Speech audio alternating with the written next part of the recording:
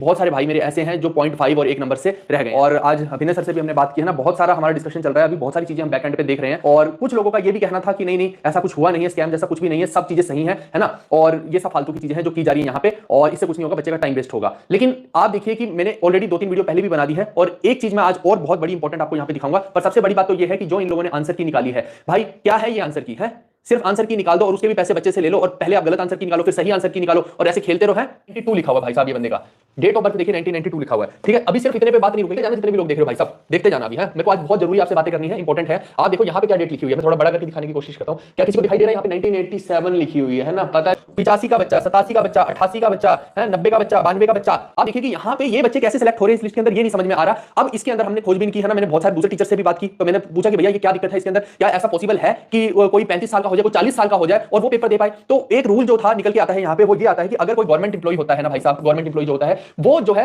उसको रिलैक्सेशन होती है, उनका एक कोटा आप कह लीजिए ना, तो वो 40 साल तक एग्जाम दे सकता है, लेकिन उसके अंदर क्या है, ग्रुप सी की पोस्ट के लिए ही दे सकता है वो केवल। ठीक है दोस्तों, अब दिक्कत ये है कि ये अभी तक तो हमने जो डेटा निकाला, ये 42 बच्चों का निकाला है, ऐसे बहुत सारे बच्चे होंगे लिस्ट के अंदर, ये हमें नहीं पता है। अब क्या ये सारे के सारे बच्चे जो है ये रिपीटर्स हैं और ऑलरेडी इनकी जॉब लगी हुई है? ये एक मुद्दा हमारे लिए था जिसको चेक करना अपने आप में एक चैलेंज था, और ये इसका मेरे को तो कोई तरीका मिला नहीं। मैंने बोला ना कि मैंने बहुत सारे और भी बड़े टीचर से बात की, तो उनको भी कुछ समझ नहीं आ रहा कि ये कैसे वेरीफाई हो सकता है। लेकिन अभिनय सर ने कल जो है 2 बच्चों के आपको रोल नंबर भी दिए थे, और मैंने भी आज उनसे बात की, यही हमारी चर्चा चल रही थी, तो उन्होंने भी यही चीज बोला भाई साहब कि ये जो है 2 बच्चों के जो उनको पर्सनली जानते हैं भाई साहब, तो वो जो है जब वो गवर्नमेंट एम्प्लॉय है ही नहीं है तो उनका कैसे हो गया सिलेक्शन? अब इसके लिए अभी देखना पड़ेगा है ना, या तो हाईकोर्ट के अंदर इसके लिए पिटीशन डाली जाएगी, ये सब देखना पड़ेगा। इसके अंदर जो मुझे लगता है ना कि कट ऑफ जो है कम से कम 3 से 4 नंबर जो है कहीं ना कहीं रिड्यूस होनी ही चाहिए हर हाल में। अब उसके लिए थोड़ा सा जोर लगाना पड़ेगा। दिक्कत पता है यहाँ पे सारी की सारी क्या है? नहीं नहीं भैया ये तो फालतू की चीजें हैं, हार्ड वर्क करो, हार्ड वर्क करो। बहुत सारे लोग हार्ड वर्क कर रहे हैं भाई साहब, है ना, बात हार्ड वर्क की नहीं है। ये जो होता है ना कि ठोकर तब लगेगी जब मेंस के अंदर ये चीज हो जाएगी ना, और मेंस में जब तुम टीए बनने के भी काबिल नहीं रहोगे।